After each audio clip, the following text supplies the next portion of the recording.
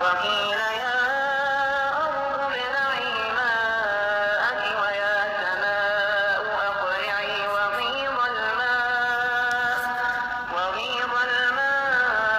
وقضي الأمر واستوت على الجود وقيل بعدا للقوم الظالمين. کشتی جودی پر ٹک گئی.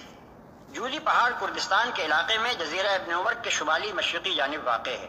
بائبل میں اس کشتی کے ٹھہرنے کی جگہ ارارات بتائی گئی ہے جو ارمینیا کے ایک پہاڑ کا نام بھی ہے اور ایک سلسلہ کوہستان کا نام بھی. سلسلہ کوہستان کے معنی میں جس کو ارارات کہتے ہیں وہ آرمینیا کی سطح مرتفع سے شروع ہو کر جنوب میں کردستان تک چلتا ہے اور جبل الجودی اسی سلسلے کا ایک پہاڑ ہے جو آج بھی جودی ہی کے نام سے مشہور ہے. قدیم تاریخوں میں کشتی کے ٹھہرنے کی یہی جگہ بتائی گئی ہے. چنانچہ مسیح علیہ السلام سے 250 برس پہلے بابل کے ایک مذہبی پیشوا بیروسس نے پرانی کلدانی روایات کی بنا پر اپنے ملک کی جو تاریخ لکھی ہے اس میں وہ کشتی نوح کے ٹھہرنے کا مقام جودی ہی بتاتا ہے. ارسطو کا شاگرد ابیڈینوس بھی اپنی تاریخ میں اس کی تصدیق کرتا ہے. نیز وہ اپنے زمانے کا حال بیان کرتا ہے کہ عراق میں بہت سے لوگوں کے پاس اس کشتی کے ٹکڑے محفوظ ہیں جنہیں وہ گھول گھول کر بیماروں کو پلاتے ہیں. یہ طوفان جس کا ذکر یہاں کیا گیا ہے عالمگیر طوفان تھا یا اس خاص علاقے میں آیا تھا جہاں حضرت نوح علیہ السلام کی قوم آباد تھی؟ یہ ایک ایسا سوال ہے جس کا فیصلہ آج تک نہیں ہوا.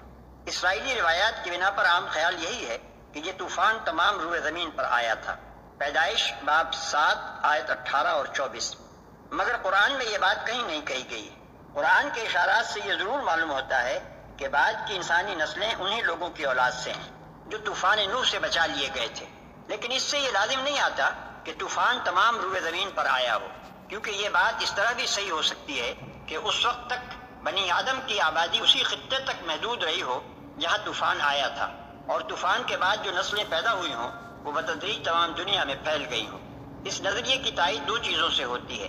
ایک یہ کہ دجلہ و فرات کی سرزمین میں تو ایک زبردست طوفان کا ثبوت تاریخی روایات سے، آثار قدیمہ سے اور طبقات الارض سے ملتا ہے، لیکن روئے زمین کے تمام خطوں میں ایسا کوئی ثبوت نہیں ملتا جس سے کسی عالمگیر طوفان کا یقین کیا جا سکے. دوسرے یہ کہ روئے زمین کی اکثر و بیشتر قوموں میں ایک طوفان عظیم کی روایات قدیم زمانے سے مشہور ہیں، حتیٰ کہ آسٹریلیا، امریکہ اور نیو گنی جیسے دور دراز علاقوں کی پرانی روایات میں بھی اس کا ذکر ملتا ہے. اس سے یہ نتیجہ نکالا جا سکتا ہے کہ کسی وقت ان سب قوموں کے آباء و اجداد ایک ہی خطے میں آباد ہوں گے جہاں یہ طوفان آیا تھا، اور پھر جب ان کی نسلیں زمین کے مختلف حصوں میں پھیلی تو یہ روایات ان کے ساتھ گئیں.